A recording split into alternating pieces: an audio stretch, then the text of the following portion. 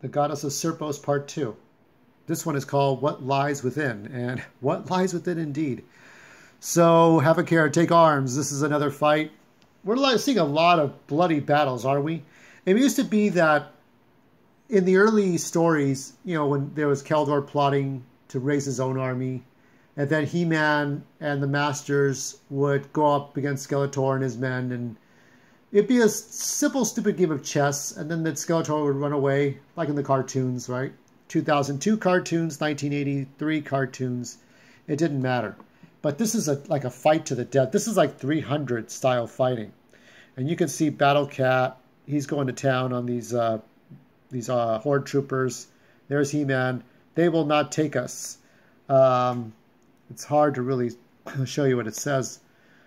No one has doubted Adam's words. No one doubted his mettle in combat, nor his determination to vanquish the Horde. Hordak's vile armies had conquered Eternia, and the forces of light were broken and scattered.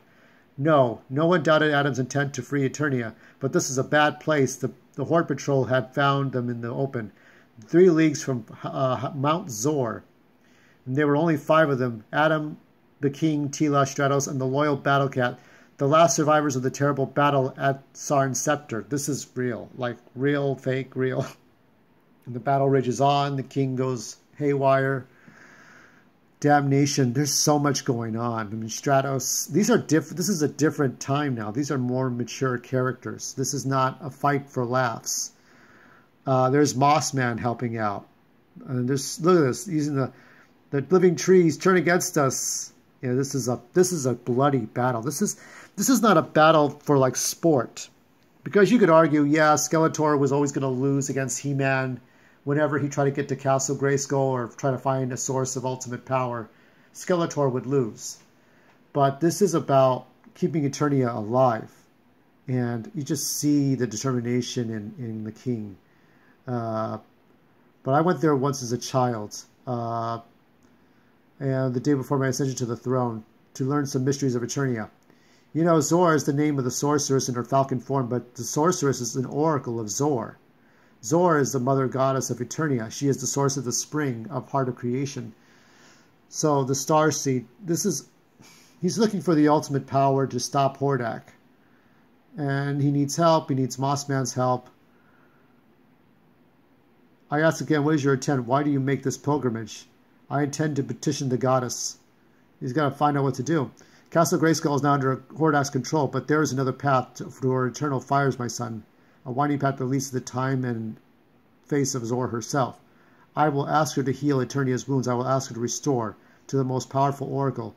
Bring the sorceress back. This is what he wants to do, right? And people think he's crazy, but he's got to do it. I was like, I know you are all alarmed, but I do not undertake this lightly. Come with me. Once we are there, I believe I will be able to show you the things that will change your way of thinking. It was just like, wow. The King is really determined. The King is really making a stand for himself. You'll start to see why, but it's kind of very sad. I guess I kind of spoiled it unintentionally at the beginning, but this is a trade. I guess the trade paperback or the trade digital back assumes that you've already read this stuff, and well, I kind of knew, but I was hoping it was just a bad dream. You followed me this far. A little further, please. And then they go to Mount Zor. And this is where they find holy power. And they want us to figure out what to do here. Now, here, the elders, it says, that in the twilight of the gods, which begins with the death of the sorceress, a mighty warrior will traverse Subternia to heal the surface world. And it relates to Adam. His sword was forged by King Grayskull from the Starseed's fire. He alone has the power to open the gates of Subternia. He alone has the power to confront the infinite energy of Zor. So this is trying to get He-Man to help out. This talks about Zodak. Now, they're going to go into Grayskull for different reasons. And for Subternia reasons.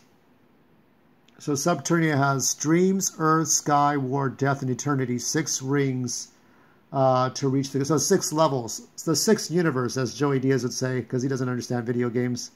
That there movie, you know. So this is the Ring of Dreams. This is like the Lord of the Rings here. It's like, what does Tila ask? I forget. What kind of how tough could that be, indeed, Tila? So we're going to get into part 2. This part 2 will, well, part 3 actually. So we'll get more into Serpos.